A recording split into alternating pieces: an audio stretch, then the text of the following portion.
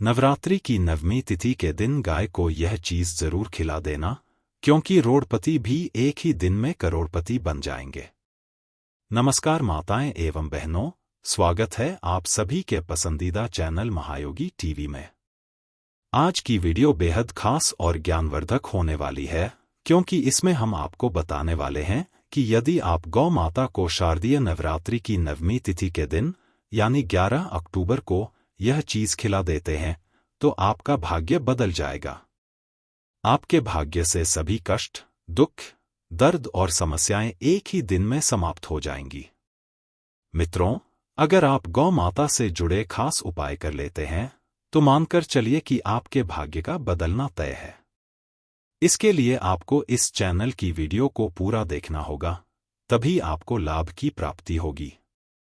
माताएं और बहनों, कृपया इस वीडियो को सच्चे हृदय से लाइक जरूर करें और अपनी राशि को कमेंट बॉक्स में डाल दें, क्योंकि हम राशि से जुड़े भाग्य के बारे में भी बताते हैं और परेशानियों को दूर करने के आसान उपाय भी साझा करते हैं।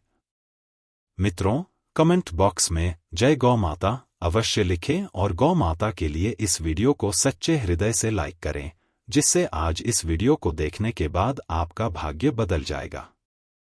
एक ही दिन में आपके भाग्य के तारे बदल जाएंगे, आपको सुख और सौभाग्य की प्राप्ति होगी और आप एक सफल व्यक्ति बन जाएंगे।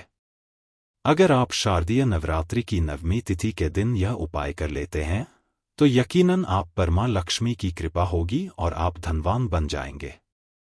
यदि आप धनवान नहीं बनते तो मुझे बताना। दोस्तों, बस जो उपाय आपको बताए जाएं, उन्हें जरूर करना चाहिए।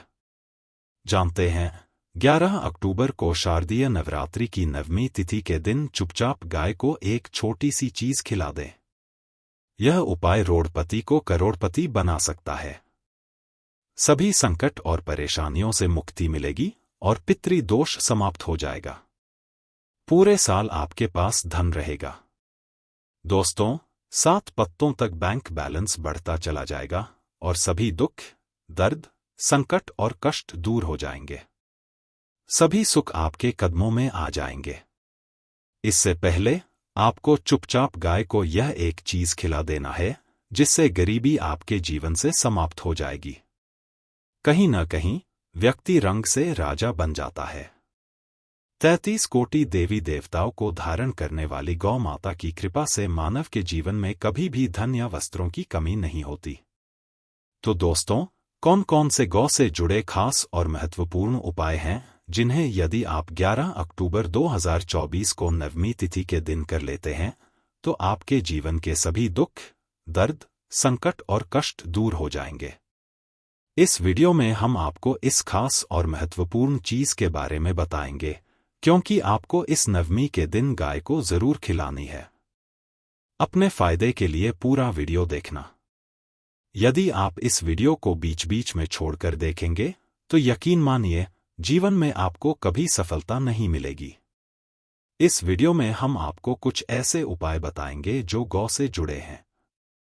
इन्हें जानने से आपके जीवन के जो भी दुख, दर्द और संकट हैं या सफलता में जो भी समस्या आ रही है, वह सभी से छुटकारा मिलेगा। आपके जीवन में अपार सुख, समृद्धि और संपत्ति की प्राप्ति होगी। संपत्ति की प्राप्ति हो जाएगी और कभी भी धन से संबंधित परेशानी नहीं रहेगी। आपकी आर्थिक स्थिति प्रबल हो जाएगी, धन प्राप्ति के योग बन जाएंगे और जीवन में सदैव धन के भंडार आपके घर में भरे रहेंगे। आपके घर में धन और वस्त्रों की कभी कमी नहीं होगी, धन की वृद्धि होगी। दोस्तों, आज का वीडियो पूरा देखकर जाना। यदि आप चाहते हैं कि आपके और आपके परिवार पर सदैव गौ माता, आपके पितरों और देवी देवताओं की कृपा बनी रहे, तो यह वीडियो बहुत ही फायदेमंद है। यह 400 वर्षों के बाद एक ऐसा दुर्लभ सहयोग है जिसे आपको पूरा देखकर समझना चाहिए। यदि आप लाभ हासिल करना चाहते हैं और 7 पीढ़ियों तक किसी भी तरह की कमी नहीं चाहेंगे, तो वीडियो को पूरा देखना बहुत ही लाभप्रद होगा। दोस्तों, वीडियो शुरू करने से पहले आपसे निवेदन है कि इसे लाइक कर दें और कमेंट बॉक्स में सच्चे दिल से जय गौ माता जरूर लिखें, ताकि माता की कृपा आपके और आपके परिवार पर सदैव बरसती रहे।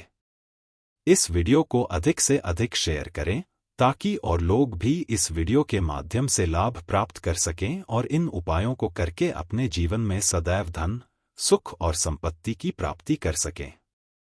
आपको बता दें कि शारदीय नवरात्रि की 9वीं तिथि के दिन स्नान करना बहुत ही फलदायी है। यदि किसी तीर्थ स्थान पर पवित्र नदी में स्नान करना संभव न हो तो आप घर पर नहाने वाले पानी में गंगाजल की कुछ बूंदें डालकर स्नान कर लें। इसके बाद अपने घर के पूजा स्थान को साफ करें और वहां पूजा पाठ करें। इस दिन यानी नवरात्रि की 9वीं तिथि के दिन यदि आप हनुमान जी और मंगल देवता भगवान शनिदेव की पूजा करते हैं तो मंगल ग्रह जनित दोष भी दूर हो जाता है। इससे मानव के जीवन में धन, सुख और संपत्ति की प्राप्ति होती है और समस्त मनोकामनाएं पूर्ण होती हैं। मित्रों, इस 9वीं के दिन आपको एक विशेष उपाय जरूर करना चाहिए।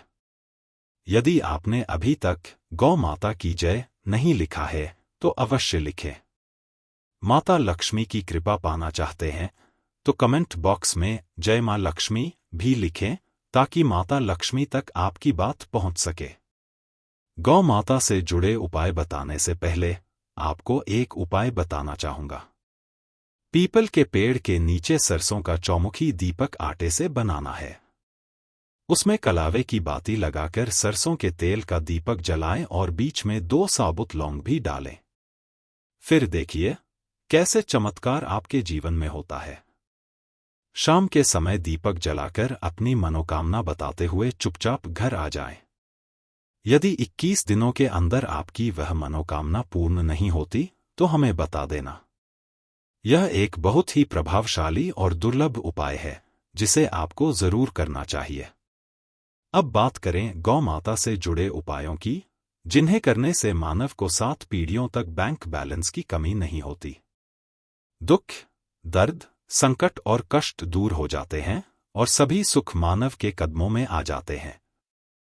तो चलिए ध्यान से सुनिए किस तरह से आपको ये उपाय करने चाहिए। कौन कौन से गौ माता से जुड़े प्रभावशाली और चमत्कारिक उपाय हैं जो आपकी किस्मत को चमका देंगे।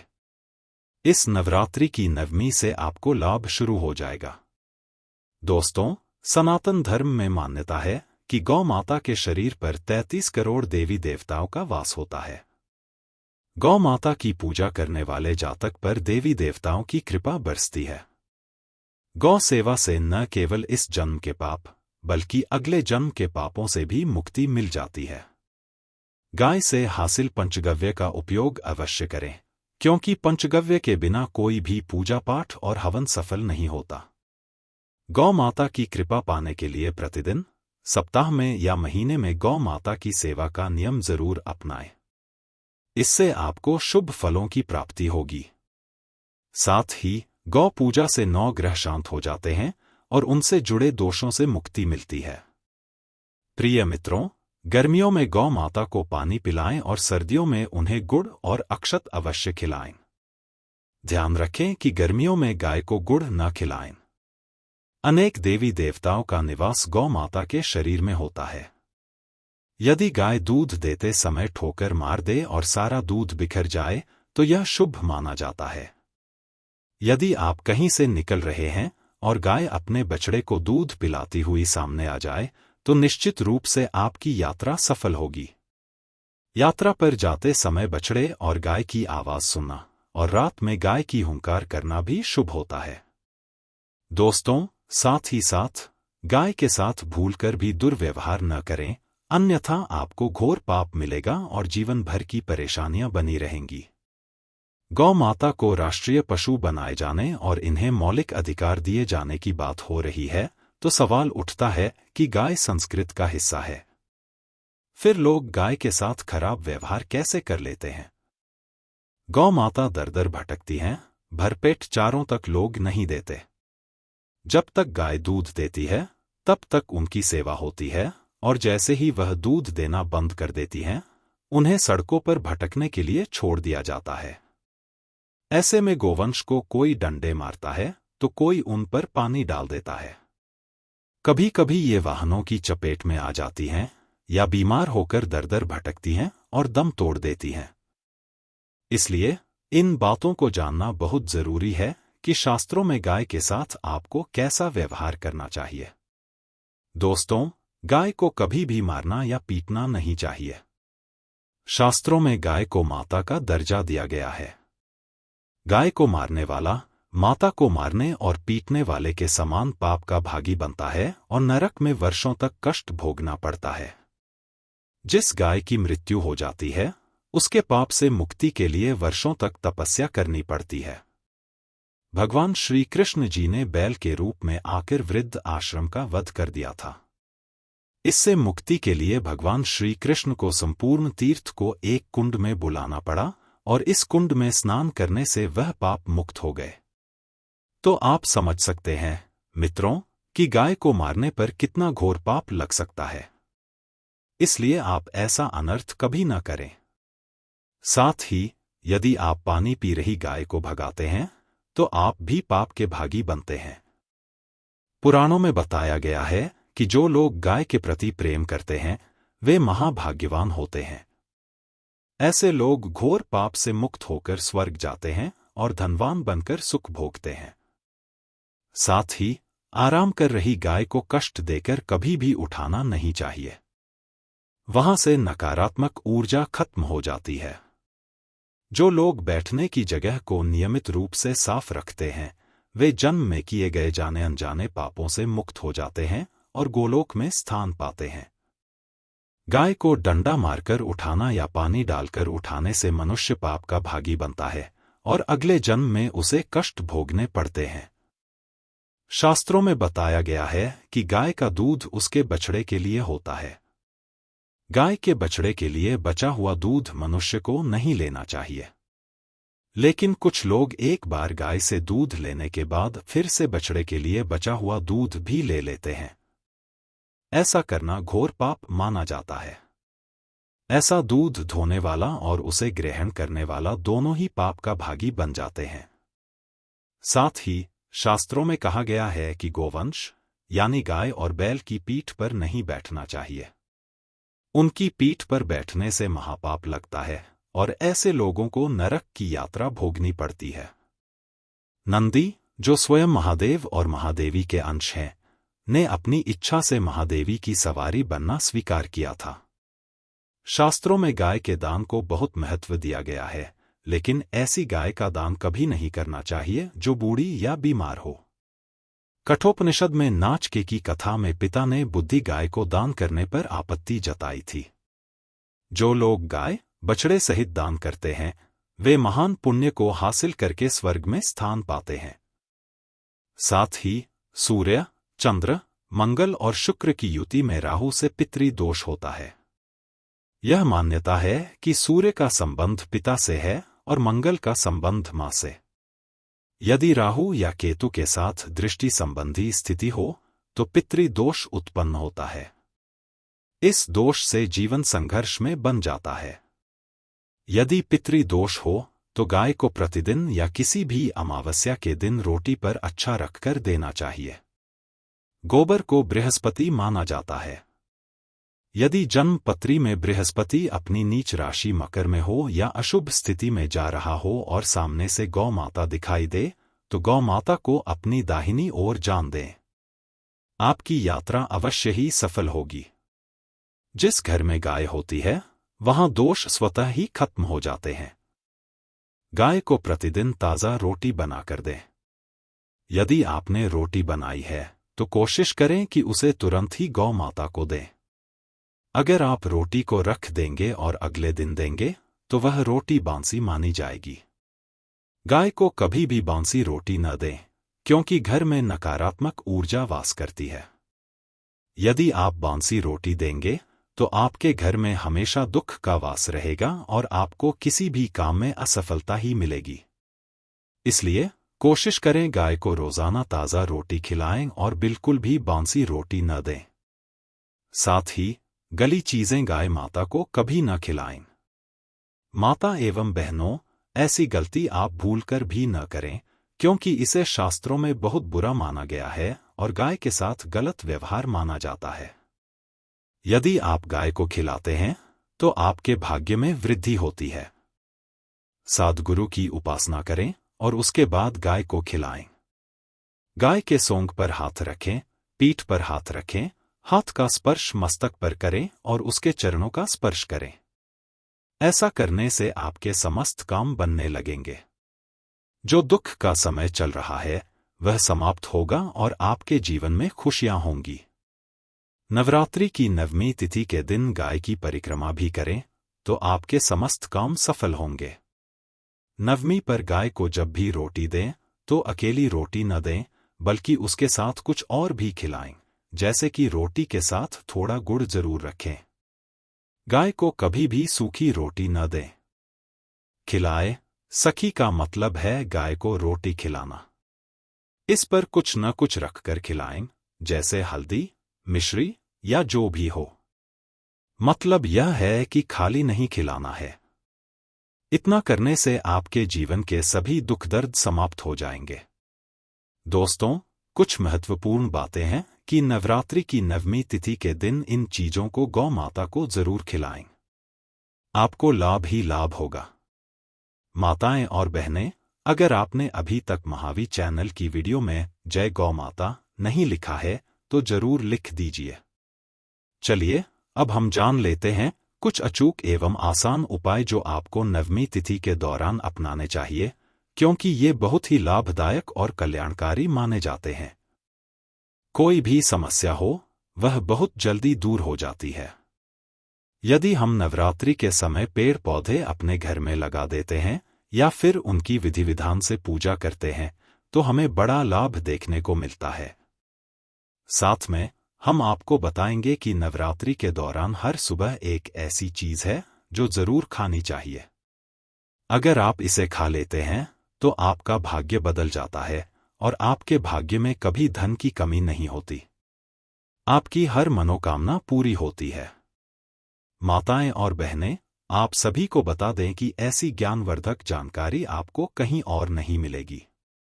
इसलिए अगर आप माता रानी को मानते हैं, यानी कि आप माता रानी के सच्चे भक्त हैं, तो इस वीडियो को लाइक कर दीजिए और चैनल की इस वीडियो को शेयर जरूर करें।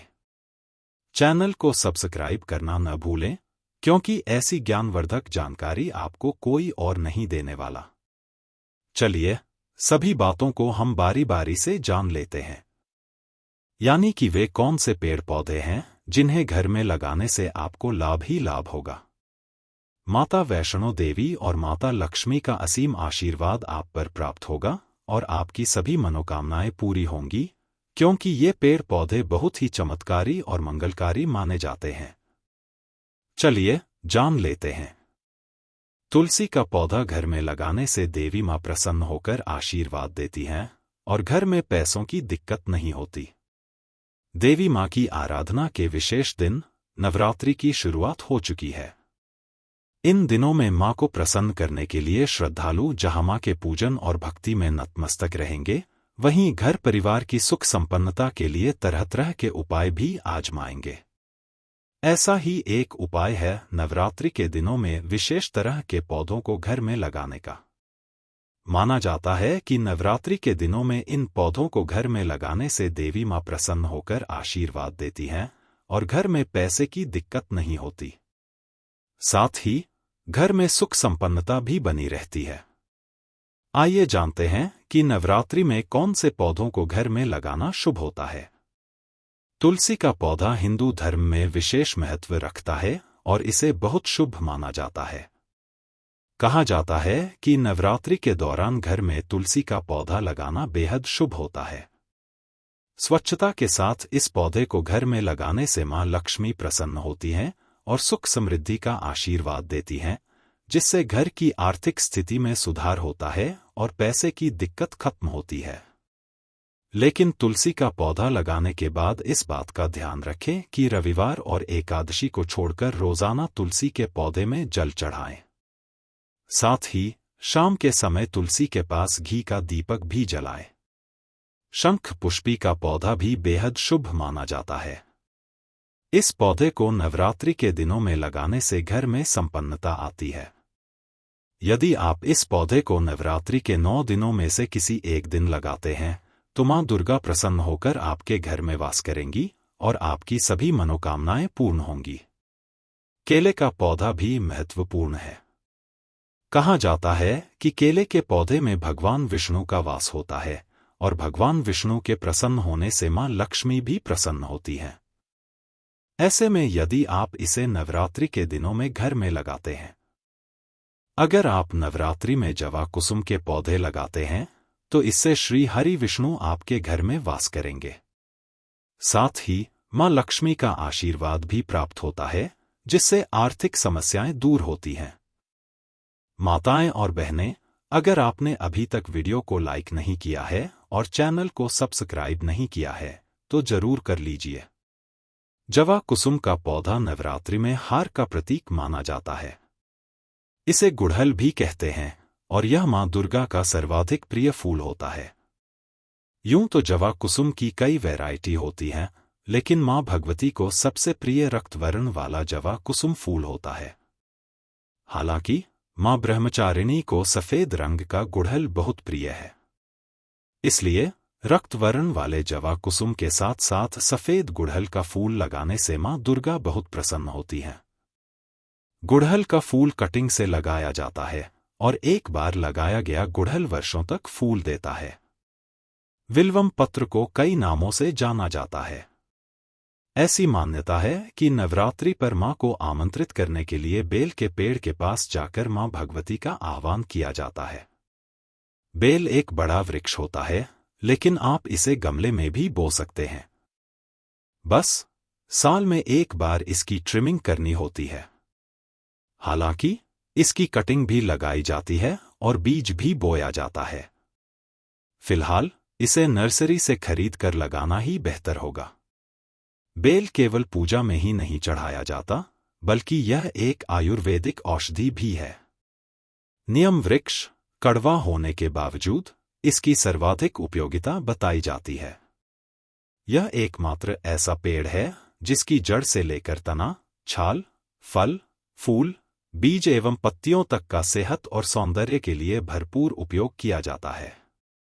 हमारे लोक गीतों में अक्सर इस बात का जिक्र होता है कि मां भगवती को सोने चांदी का झूला नहीं, बल्कि नीम के पेड़ पर लगा झूला सबसे ज्यादा प्रिय है। नीम का बड़ा वृक्ष होता है, लेकिन आप इसे गमले में भी लगा सकते हैं। इसका बोंजाई भी बनाकर घर पर रख सकते हैं। मान्यता है कि जिस घर में नीम का वृक्ष लगा होता है, वहां कभी कोई बीमारी नहीं आती और सकारात्मक ऊर्जा प्राप्त होती है। सेवंती या गुलदाउदी के पुष्प भी मां दुर्गा को बहुत पसंद हैं। इन फूलों से मां दुर्गा की खास पूजा की जाती है, जिससे मां की विशेष कृपा प्राप्त होती है। गुलदाउदी में कई वैरायटी उपलब्ध हैं। आप बैंगनी, लाल और सफेद रंग के गुलदाउदी मां दुर्गा को अर्पित कर सकते हैं, क्योंकि ये कलर मां के प्रिय रंग होते हैं। इसे कटिंग से लगाया जा सकता है, लेकिन इसके बीज भी लगाए जा सकते हैं। दुर्वा लगभग सभी देवी देवताओं की पूजा एवं अनुष्ठान के समय चढ़ाया जाने वाला महत्वपूर्ण घास है। श्री गणेश भगवान का इसे सबसे प्रिय वनस्पति माना जाता है। दुर्वा को नवरात्रि में अवश्य लगाएं। अगर आपके पास जमीन है तो इसे जमीन पर लगाएं या फिर गमले में भी लगा सकते हैं। अपराजिता मां दुर्गा का एक नाम है। यह लता में उगती है और बहुत आसानी से लगाई जा सकती है। यह नीला और सफेद रंग में होती है और इसे शंख पुष्पी और विष्णुकांता के नाम से भी जाना जाता है। अपराजिता सिंगल परत के अलावा डबल परत में भी मिलती है। डबल परत वाला अपराजिता ज्यादा सुंदर दिखता है। दोनों रंगों के अपराजिता के पुष्प मां दुर्गा को बहुत प्रिय हैं, इसलिए इस नवरात्रि में किसी भी एक दिन इस पौधे का रोपण अवश्य करें। ऐसा करने से मां दुर्गा की विशेष कृपा बरसती है। अपराजिता के फूल न केवल पूजा में चढ़ाए जाते हैं, बल्कि इसे ब्रेन टॉनिक भी कहा जाता है। इन फूलों को उबालकर उसका पानी बच्चों को पिलाने से बच्चों का दिमाग विकसित होता है। पान एक ऐसा पौधा है जिसका प्रयोग हर धार्मिक कार्यक्रम में किया जाता है। इसे पूजा के प्रारंभ और अंत दोनों में प्रयोग किया जाता है। नवरात्रि पूजा के 10वें दिन हवन से पूर्व मां दुर्गा को पान का भोग लगाकर ही उनकी विदाई की प्रक्रिया शुरू की जाती है। अगर आपके पास पान का पौधा नहीं है तो नवरात्रि के किसी भी दिन